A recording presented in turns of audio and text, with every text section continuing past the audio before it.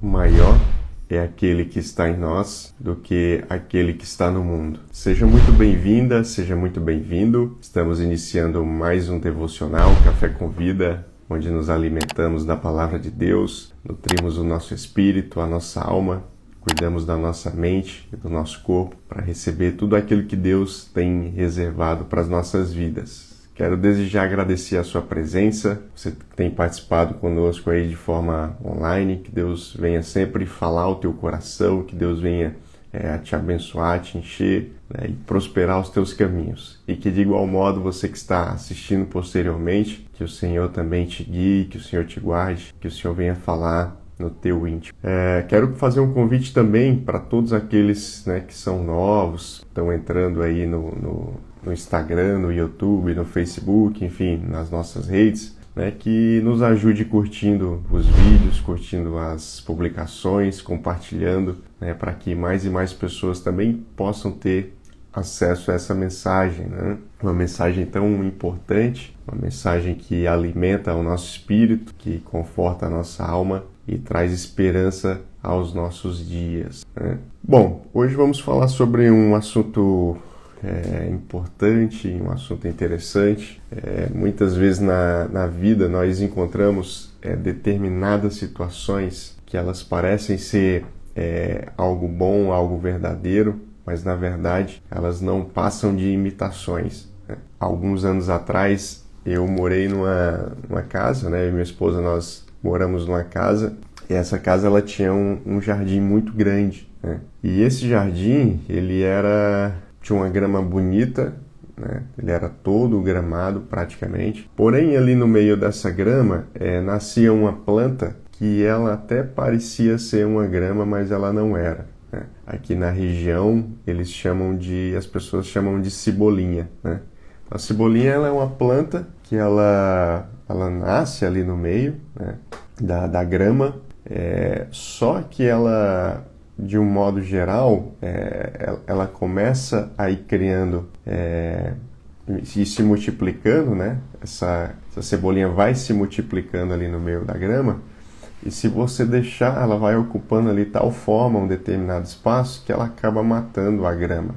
E para tirar a cebolinha é muito difícil, porque quando você vai ali na raiz dessa planta e tenta tirá-la do solo, as raízes dela são tão profundas e são tantas, né? Tem tantas ramificações que ela se agarra na terra de tal forma que você tem que fazer força, embora seja uma plantinha pequena, né? Mas você tem que fazer força para poder tirá-la ali do solo.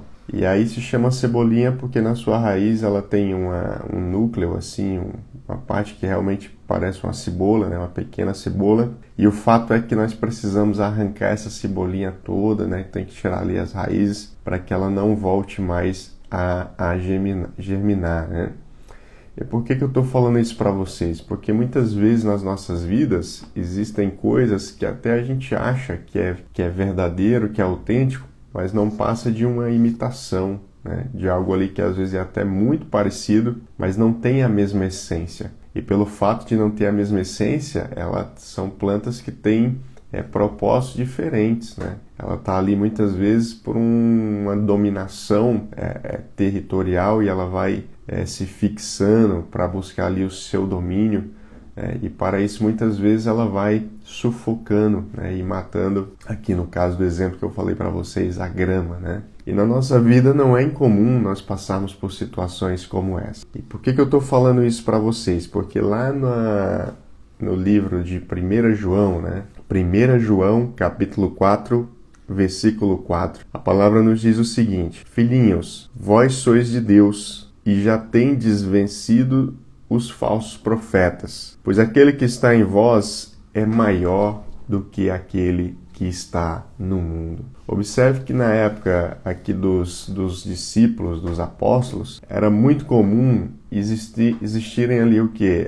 Falsos mestres, falsos profetas, pessoas que se passavam, né, com uma capa de conhecimento, né, pessoas que se diziam entendidas sobre determinados temas, e aqui eu estou falando de um modo geral, mas existiam também aqueles falsos profetas, ou seja, pessoas que falavam em nome de Deus, muitas vezes até com embasamento do Antigo Testamento, muitas vezes até usando passagens, usando textos do Antigo Testamento, mas que na verdade eles não passavam de falsos profetas, né? E como que a comunidade poderia identificar esses falsos profetas? Dentre algumas ferramentas que Deus deixou para o seu povo, em específico aqui nesse texto, ele diz o seguinte, que vocês já venceram os falsos profetas porque você tem aquele que é maior. Ou seja, na verdade, a grande ferramenta, né, que o povo tinha para julgar o falso profeta era justamente a presença de Deus na sua vida, né? A presença do Espírito Santo, que trazia esse discernimento a respeito daquilo que de fato era de Deus ou não, né? E muitas vezes na nossa jornada nós nos deparamos em situações, até mesmo dentro das igrejas, onde alguns se comportam como profetas, mas na verdade não passam de espuma, né? Não passa de palavras soltas ao vento. São pessoas que não têm uma vida com Deus, não têm uma vida cristã genuína. Elas estão ali muitas vezes com um propósito deturpado, né? Ou de enganar pessoas, ou de se beneficiar financeiramente, enfim. Mas o seu intuito maior não é o evangelho, não é amar uns aos outros, não é se doar pelo próximo. Então, esses falsos profetas muitas vezes vêm com essa capa de conhecimento, de sabedoria, né, que enche muitas vezes os olhos e os ouvidos daqueles que os escutam, né, até parecendo ser aquilo que nós achamos que eles são, mas na verdade eles não são. Então que o Espírito Santo de Deus ele possa nos proteger, ele possa nos resguardar, né, ele possa nos instruir, sempre abrindo os nossos olhos espirituais, sempre abrindo a nossa mente, sempre abrindo o nosso conhecimento, né, a respeito do reino, para que não sejamos enganados, né, por aquelas palavras que aparentemente são de Deus, mas na verdade são palavras que vão te levar para um caminho de morte. Então que Deus tenha misericórdia das nossas vidas, né, que Deus, em primeiro lugar, nos livre, que não tenhamos que passar por situações como essa, mas se por algum motivo encontrarmos algum falso profeta na nossa frente, ou alguma pessoa que está desconectada com Deus, falando coisas a princípio de Deus, mas que não tem ligação com os céus, então que possamos ter esse discernimento e esse entendimento daquilo que de fato vem do Pai, daquilo que de fato é para a minha e para a sua vida, né, para nos abençoar, para trazer crescimento, para trazer cura, para trazer uma exortação, enfim, para que seja gerado um fruto no reino. Amém? Nós vamos então encerrando o nosso devocional de hoje por aqui, né? Que Deus abençoe a sua vida, que Deus abençoe a sua casa, que Deus prospere os teus caminhos, que esse seja um início de semana abençoado, próspero, que você venha realizar grandes coisas, né? Aquilo que de repente você não conseguiu na semana passada, que Deus possa estar te favorecendo no dia de hoje, nessa semana, e que você possa, até o final dela, né, jubilar de alegria, agradecendo ao Pai, né, pelo cuidado e por tudo aquilo que Ele tem feito, né, por você, pela sua família, pelo seu cônjuge, pelos seus filhos, no seu trabalho, né?